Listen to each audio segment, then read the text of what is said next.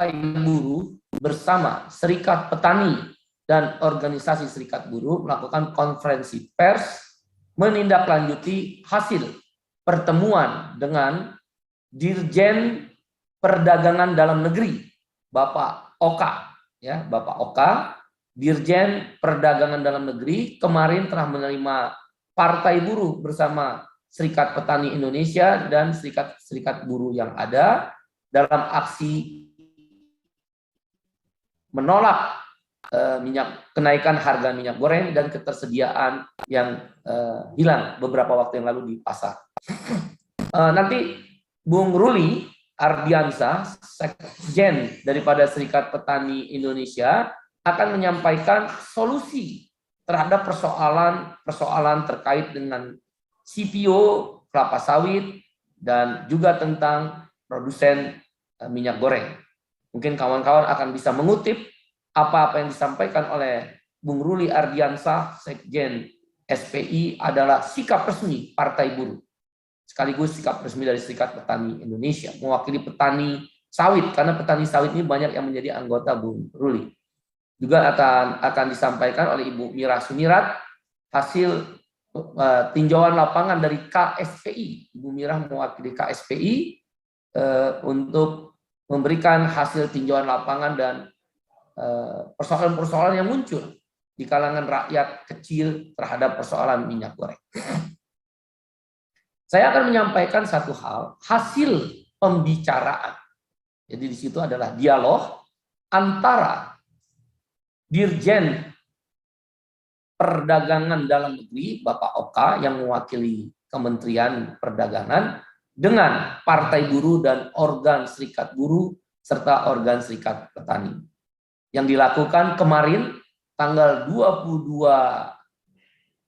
Maret, ya, sekitar jam 11.30 sampai dengan kurang lebih jam 13 lebih.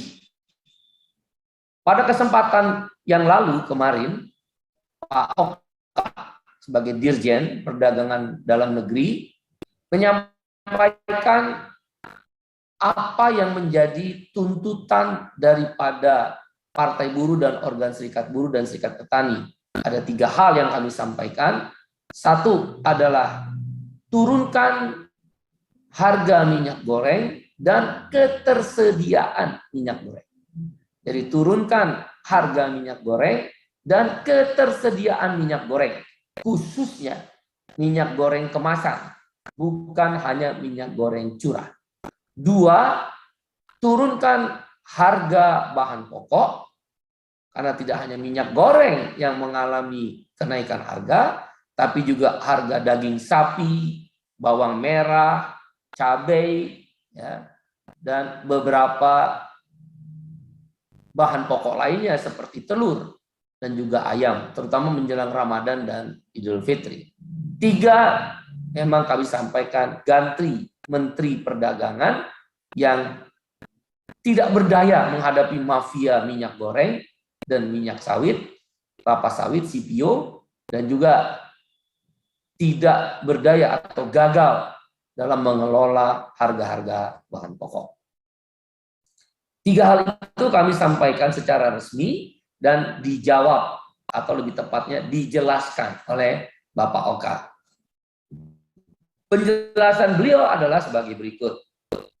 Tentang minyak goreng, beliau menyampaikan bahwa harga CPO atau kelapa sawit mengalami kenaikan di dunia, atau harga internasionalnya naik. Yang mengendalikan kan adalah Malaysia dan Rotterdam, Belanda. Cuma bagi kita aneh, padahal Indonesia adalah penghasil sawit terbesar di dunia. Kenapa dikendalikan oleh Belanda di Rotterdam dan Kuala Lumpur di Malaysia terhadap harga CPO? Dalam penjelasannya, Pak Oka menyampaikan karena harga kelapa sawit meningkat CPO, maka akhirnya sebagai bahan dasar pembuatan minyak goreng, CPO tersebut juga berdampak pada kenaikan harga minyak goreng. Kemudian pemerintah, menurut penjelasan beliau, membuat aturan main yang disebut DMO, yaitu ketersediaan kelapa sawit untuk dalam negeri agar bisa menjadi ketersediaan pembuatan minyak goreng. Domestic Market Obligation. Akibat diberlakukan DMO, menurut beliau, terjadilah kelangkaan minyak goreng karena DMO yang diserahkan ke kota-kota besar di Indonesia sebagai bahan dasar pembuatan minyak goreng tidak sesuai harapan pemerintah. Atau dengan kata lain, ada mafia atau spekulan-spekulan yang memainkan DMO ini, ketersediaan kelapa sawit sebagai bahan dasar minyak goreng. Misal beliau menceritakan di drop sekian puluh juta di Medan, tapi justru minyak gorengnya langka. Di drop di Jawa Timur puluhan juta liter, kemudian juga di drop di Jakarta puluhan juta liter, tetapi minyak gorengnya langka. Terjadi permainan mafia atau permainan spekulan. Sehingga ketersediaan minyak goreng kemasan, termasuk minyak goreng curah, hilang di pasaran. Karena situasi itu, pemerintah dalam hal ini Kementerian Perdagangan merubah strategi menurut penjelasan beliau. Yaitu, kalau dengan DMO itu, harga eceran tertinggi dikendalikan oleh pemerintah untuk minyak goreng kemasan, yaitu Rp14.000 per liter. Dengan model DMO, ternyata terjadi kelangkaan. Harga eceran tertinggi Rp14.000 sesuai dengan harapan rakyat, tapi minyak goreng langka. Maka pemerintah, Kementerian Perdagangan merubah strategi menurut penjelasan beliau, yaitu ya udah dilepas saja harga minyak goreng mekanisme pasar. DMO tidak lagi diberlakukan, yaitu Domestic Market Obligation. Artinya ketersediaan CPO atau kelapa sawit, si produsennya wajib menyerahkan sekian juta atau sekian ratus juta liter. Jadi DMO-nya dihilangkan, minyak goreng kemasan masuk dalam market, harga pasar. Dan Menteri Perdagangan juga katanya bingung. Setelah sebelumnya menghubungkan langkanya minyak goreng karena mafia, begitu banjir minyak goreng kemasan karena DMO sudah dihilangkan, kebutuhan domestik, kewajiban domestik dihilangkan, kemudian harga minyak goreng menjadi harga pasaran yang kemasan, ya minyak goreng kemasan, tetapi harganya 2 kali lipat. Lagi-lagi Menteri Perdagangan bilang bingung. Berarti kan terbukti bahwa ada yang menahan kewajiban menyediakan kelapa sawit sebagai bahan dasar minyak goreng. Atau dengan kata lain ada mafia. Karena harga eceran tertinggi 14.000 dia tahan. Kenapa dia tahan? Karena bagi dia jualnya terlalu murah. Sedangkan dia jual ke luar negeri, harga CPO melambung tinggi. Nah, ini kan jahat, ini kejahatan buat negara. Mengganggu keamanan nasional. Akhirnya pemerintah sementara ini melalui Kemendak membiarkan minyak goreng di harga pasar, kemudian DMO dihilangkan, kewajiban menyediakan kelapa sawit dalam batasan tertentu tetap ada ketersediaan, tapi tidak diwajibkan lagi. Dan yang dilakukan oleh pemerintah adalah meningkatkan, jadi melepas harga pasar jadi mahal, sekarang Rp24.000 dari Rp14.000 menjadi Rp24.000 per liter.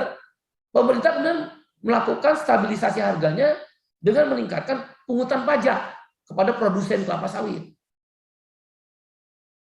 Jadi dari kumpulan pungutan pajak kepada produsen kelapa sawit itulah terkumpul menurut beliau sekitar perkiraannya dari 38 juta liter per tahun, 38 juta liter per tahun kali kalau nggak salah sekitar $500 lebih, ketemulah per tahun itu dari pungutan pajak 6,8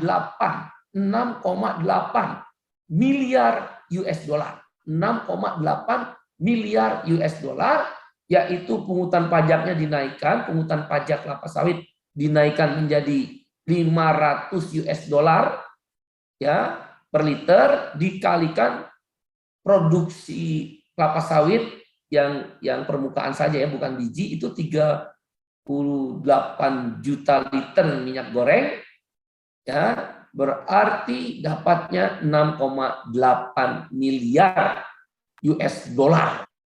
6,8 miliar US dollar kumpulan pungutan pajak yang diproyeksikan oleh pemerintah, dalam ini Kementerian Perdagangan. Terus beliau menjelaskan 6,8 miliar US dollar, ya, 6,8 miliar US dollar inilah dijadikan subsidi. Tapi subsidinya diarahkan ke minyak curah, bukan minyak goreng kemasan, tapi minyak goreng curah. Nah, itulah strategi yang akan dilakukan oleh Kementerian Perdagangan berdasarkan penjelasan Dirjen Perdagangan Dalam Negeri dalam pertemuan kemarin dengan Partai Buruh dan Organ Serikat Buruh dan sikap Partai Buruh dan Organ Serikat Buruh, kami minta satu, minyak goreng kemasan harganya turun kembali ke harga eceran tertinggi, yaitu Rp14.000 per liter. Itu sikap. Dan harga minyak goreng juga lebih rendah, yaitu sekitar Rp11.000 per liter. Jadi itu sikap dan perdagangan dalam negeri tersebut. Sikap Partai Buruh disampaikan, kami sampaikan, satu, harga minyak goreng kemasan kami minta dikembalikan atau turun menjadi Rp14.000 atau harga eceran tertingginya Rp14.000 per liter. Dan minyak curah, minyak goreng curah adalah Rp11.000 per liter. Itu sikap. Apa alasannya? Satu, minyak goreng curah itu membahayakan kesehatan. Pertama, tidak ada perlindungan konsumen. Tidak dijelaskan masa berlakunya kapan, mengandung kandungan lemak berapa, kandungan kolesterolnya berapa, dan lain sebagainya. Masa ada ketengikan, kan minyak ada ketengikan kapan, itu kan nggak ada. Membahayakan rakyat. Tanda petik bahasa kami, jangan membunuh rakyat melalui minyak curah. Yang kedua, kami sampaikan minyak goreng curah itu kalau tadi mau disubsidi dari 6,8 miliar US dollar, tingkat kesehatannya siapa yang jamin? Karena minyak goreng curah mudah dioplos. Itu dioplos. Bisa dioplos dari apa? Minyak jelantah yang dibeningkan. Berapa banyak minyak jelantah? Minyak jelantah itu bekas gorengan. Misal abang-abang goreng, ibu rumah tangga goreng. Kan bekas itu berbahaya. Udah minyak jenuh. Bisa membunuh, itu lemak. Lemak jenuh itu. Kami sampaikan itu. Nah itu dioplos. Bagaimana negara bisa mengontrol itu? Berbahaya. Kalau minyak goreng kemasan, dia melindungi konsumen. Ada kandungan lemaknya berapa? Ada masa berlakunya kapan? Titik ketengikannya kapan? Kesehatannya, misal natrium kandungan gulanya atau kandungan garamnya kan ada. Dan minyak goreng kemasan selain melindungi konsumen juga tidak bisa dioplos. Kalau oplos pasti rugi. Kalau minyak goreng udah nggak ada perlindungan konsumen, tidak ada kandungan-kandungan, dia bisa dioplos. Jangan membunuh rakyat, kami bilang. Partai Buruh sikapnya begitu. Oleh karena itu, 6,8 miliar dana yang didapat akibat membebaskan harga pasar minyak sawitnya, bukan minyak goreng nih. Harga pasar minyak sawit, CPO-nya dibebaskan ikut mekanisme pasar, kemudian pajak pungutan pajak dinaikkan, kumpulan pungutan pajak kelapa sawit, bukan minyak goreng. Kumpulan pajak kelapa sawit 6,8 miliar US dollar tersebut, dia harus disubsidi ke minyak goreng kemasan. Bukan minyak goreng curah yang berbahaya itu. Kan Permendak sebelumnya juga melarang minyak goreng curah. Karena bisa dioplos, bahaya sekali. Dan tidak ada perlindungan konsumen. Nah, dengan demikian 6,8 miliar US dollar dari kumpulan pungutan pajak terhadap ekspor kelapa sawit, dia harus disubsidi yang pertama ke minyak goreng kemasan. Supaya harganya murah, menuju HET tadi. Dan minyak goreng curah, silakan.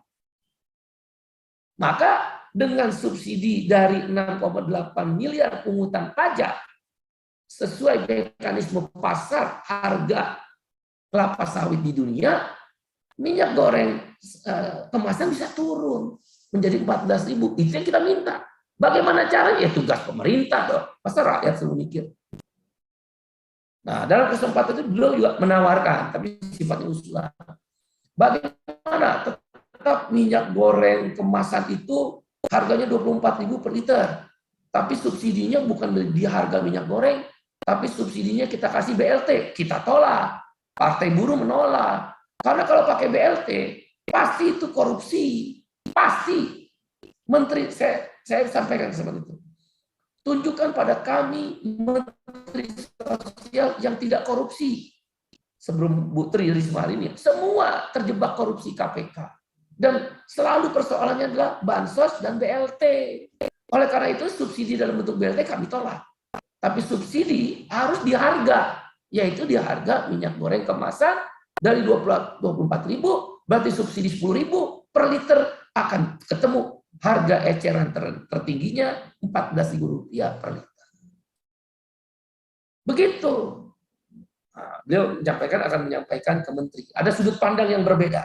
Kalau pemerintah dalam Menteri Perdagangan bahwa subsidi 6,8 miliar US dollar dari pungutan pajak penjualan kelapa sawit sesuai dengan harga internasional, dia mau subsidinya ke minyak goreng curah. Kami tolak karena ada dua alasan. Tidak ada perlindungan konsumen di minyak goreng curah dan tidak ada jaminan kesehatan karena akan dioplos. Bisa mati orang lebih cepat karena minyak jenuh. Setuju minyak goreng curah disubsidi, tapi secara bersamaan 6,8 miliar US dollar itu disubsidi juga untuk minyak goreng kemasan. 10.000 berarti kira-kira per liternya subsidinya. Dari mana dananya? Yang tadi, kumpulan pungutan pajak penjualan minyak sawit yang harga internasional, yang jumlahnya diproyeksikan 6,8 miliar US dollar. Jadi akan terjadi kembali ke harga normal. Kami sampaikan argumentasi berikutnya. Ingat, perintah konstitusi, alasan kedua nih. Kenapa kami minta subsidinya ke harga minyak goreng kemasan dan minyak goreng curah. Bukan hanya untuk minyak goreng curah dan bukan dalam bentuk BLT subsidinya. Di mana minyak goreng kemasan tetap harga pasar. Kita tolak. Itu alasan yang pertama, tadi sudah saya sampaikan. Alasan kedua yang kami sampaikan menolak pemikiran daripada Kementerian Perdagangan, kami menyampaikan konstitusi tertinggi, Undang-Undang Dasar 1945, menyatakan bumi, air, kekayaan alam, lainnya dikuasai oleh negara. Sawit itu bumi, beras itu bumi, air itu ikan, air bersih. Kekayaan alam lain pertambangan, itu dikuasai negara. Negara nggak boleh kaya dengan mafia. Bukti apa mafia? Waktu ditentukan harga eceran tertinggi minyak goreng Rp14.000, langka. Indomaret, Alfamart, kan udah tahu 200-an pemain produsen minyak goreng, kan udah tahu Kementerian Perdagangan. Dan pengedarnya itu Indomaret, Alfamart terutama, dan supermarket lainnya. Kan tahu. Begitu harga eceran ditiadakan oleh pemerintah, pakai harga pasar, minyak goreng penuh. Itu berarti ada yang ditimbun, tangkap. Negara nggak boleh kalah sama apa-apa, mafia. Oleh karena itu, bumi, air, kekayaan alam lainnya dikuasai oleh negara, digunakan sebesar-besarnya untuk kemakmuran rakyat. Ada ibu-ibu mengantri, itu bukan kemakmuran rakyat. Beli loh, bukan gratis loh. Ibu-ibu mau beli. Ada yang meninggal bahkan. Anak-anak menangis, ibu-ibu menjerit. Oleh karena itu kami tolak. Minyak goreng kemasan tetap mahal, kami minta turunkan menjadi harga eceran tertinggi melalui subsidi yang dikumpulkan dari pajak penjualan kelapa sawit dengan harga internasional. Yang ketiga, alasan kami, daya beli masyarakat itu lagi turun 30%. Saya ulangi, daya beli masyarakat lagi turun 30%. Karena apa? 3 tahun berturut-turut upah buruh tidak naik. 3 tahun berturut-turut upah buruh tidak naik. Dengan demikian daya beli buruh dan masyarakat kecil turun 30%. Itu hitungan partai buruh. Karena daya beli turun, jadi jangan melihat hanya sekedar main harga naik, harga turun. Lihat juga daya beli. Sudahlah daya beli turun 30%. Karena upah buruh tidak naik selama 3 tahun, masa harga minyak goreng naik? Nah, daya beli yang turun itulah kami tolak kalau harga minyak goreng kemasan tidak turun. Itulah alasan yang kami sampaikan 3 hal. 1, harga minyak goreng kemasan harus turun, termasuk minyak goreng curah, dan kembali pada harga HET untuk yang kemasan. Kami tolak hanya subsidi ke harga minyak goreng curah, karena itu membahayakan kesehatan. Yang kedua, nggak ada perlindungan konsumen. Membunuh rakyat itu untuk jangka panjang.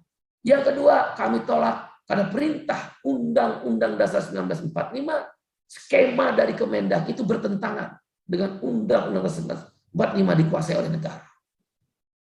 Yang ketiga adalah tentang daya beli buruh dan masyarakat kecil turun 30%, sehingga harga minyak goreng yang naik kepada harga pasar internasional itu memberatkan. Yang disubsidi, kesimpulan yang disubsidi adalah harga minyak goreng kemasan sebesar 10.000 per liter, sehingga turun menjadi 14.000 per liter, dan hanya harga minyak goreng curah kembali di 9.000 sampai 11.000 rupiah per liter. Demikian hasil pertemuan kemarin, dan kami memberi waktu 1 kali 7 hari. Bila mana ini tidak dilakukan oleh pemerintah, Partai Buruh, Serikat Petani Indonesia, serikat-serikat buruh yang ada di Indonesia, nelayan, masyarakat kecil, buruh honorer, buruh migran, urban poor, PLA akan melakukan aksi besar-besaran di seluruh Indonesia. Partai Buruh sudah ada di 34 provinsi, 483 kabupaten kota, dan kami punya sudah ada lebih 3.600 kecamatan. Akan seluruh Indonesia kami gerakkan. Ada ini serius tentang persoalan minyak goreng. Dan ganti Menteri Perdagangan. Walaupun itu hak Presiden Bapak Jokowi untuk mengganti. Terima kasih. Nanti saya minta mungkin Bung Ruli dulu untuk menjelaskan apa usulan-usulan dari Serikat Petani Indonesia. Terima kasih Bung Kahar dan kawan-kawan media.